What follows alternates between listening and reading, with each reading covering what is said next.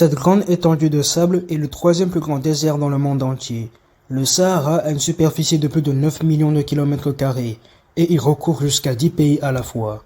Cependant, dans la région rocheuse du Kemkem, située entre le Maroc et l'Algérie moderne, la découverte de nombreux fossiles appartenant à des animaux éteints révèle un énorme secret préhistorique sur le plus grand désert rocheux que l'on connaît à présent.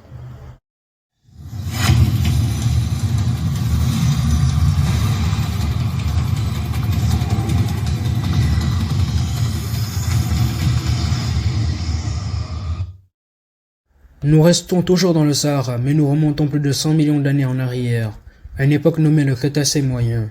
À cette époque, les dinosaures continuaient dans leur expansion dans le monde entier.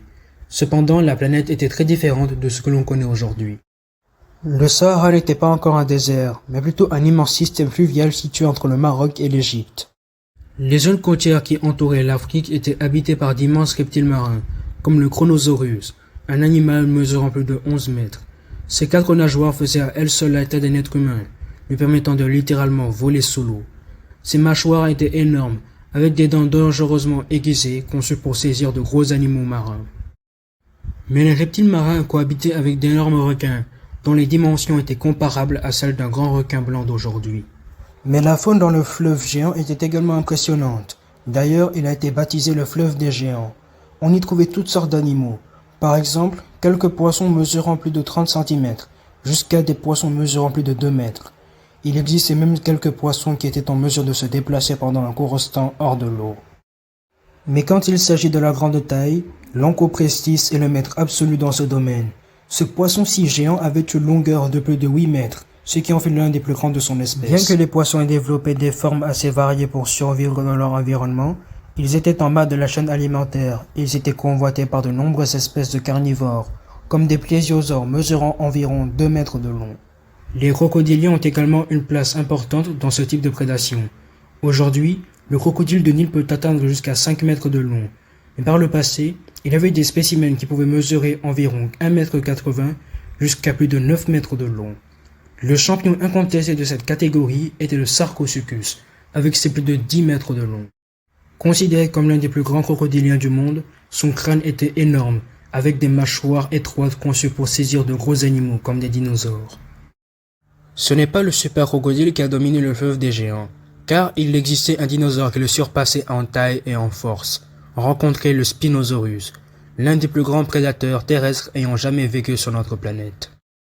Avec une longueur de 15 mètres et un poids de plus de 11 tonnes, il surpassait tous les autres dinosaures prédateurs. Le Spinosaurus était un excellent nageur grâce à ses pattes palmées et à sa queue très puissante. Il avait des mâchoires étroites comme celles d'un crocodile, avec des dents en forme de cône conçues pour saisir le poisson. Il disposait également de lourdes griffes et de pattes puissantes, conçues pour déchiqueter ses proies. Sa voile dorsale était conçue pour réguler la température de son corps ou impressionner une femelle. Le fleuve des géants a permis à de nombreuses forêts tropicales de s'épanouir, dont la végétation luxuriante a permis d'attirer de nombreuses espèces de dinosaures herbivores, comme l'Ouranosaurus, un hadrosaure à crête dorsale qui mesurait environ 8 mètres de long, ou aussi le Rebbachisaurus, un sauropode à épines dorsales qui pouvait mesurer plus de 14 mètres de long. Mais de tous les animaux ayant vécu dans le fleuve des géants, et peut-être même dans le continent africain tout entier, le domaine de la grande taille est attribué au Paraliticton, un sauropode de 26 mètres et de 45 tonnes. Les gros herbivores attirent d'énormes prédateurs, des prédateurs dont les dimensions sont comparables et même légèrement supérieures à celles de la plupart des tyrannosauridés. Par exemple, on peut citer le Rugops. Cet abilisauridé était un redoutable charognard de 6 mètres de long. Ou encore le Deltadromeus, un effrayant sprinter qui pouvait mesurer plus de 8 mètres de long. Mais ces deux-là ne font pas le poids face au champion absolu. Rencontrez le Carcharodontosaurus, un bipède qui pouvait mesurer près de 14 mètres de long et qui pouvait peser plus de 11 tonnes. Sa dentition était très effrayante, avec des dents comme celles des requins conçues pour faire saigner sa proie à mort. À cette époque en Afrique, les ptérosaures ont assuré leur domination dans le ciel, et le fleuve des géants leur a fait subir des mutations afin de s'adapter dans leur environnement hostile. Certains ont développé des mâchoires longues et étroites, avec des dents aiguisées en forme d'aiguille, conçues pour attraper le poisson et d'autres animaux aquatiques. D'autres espèces ont développé une envergure immense afin de se déplacer dans le ciel africain sans grand effort, comme le halanka et ses plus de 6 mètres d'envergure. Son bec était assez puissant et robuste, lui permettant de saisir n'importe quel animal. Les mammifères, quant à eux, n'étaient pas en mesure de rivaliser avec ces géants. Leur survie dépendait de leur capacité à fuir ou à se mettre à l'abri de leur ombre. Le fleuve des géants était un écosystème très riche, dont la faune était presque unique au monde, mais il connaît son extinction bien avant la fin du Crétacé. La cause est surtout liée à un changement climatique de grande ampleur. Il y a environ 93 millions d'années, le niveau de l'océan a augmenté, engloutissant le fleuve des géants, dont beaucoup d'espèces animales dépendaient, provoquant également l'effondrement d'un écosystème et de la chaîne alimentaire locale.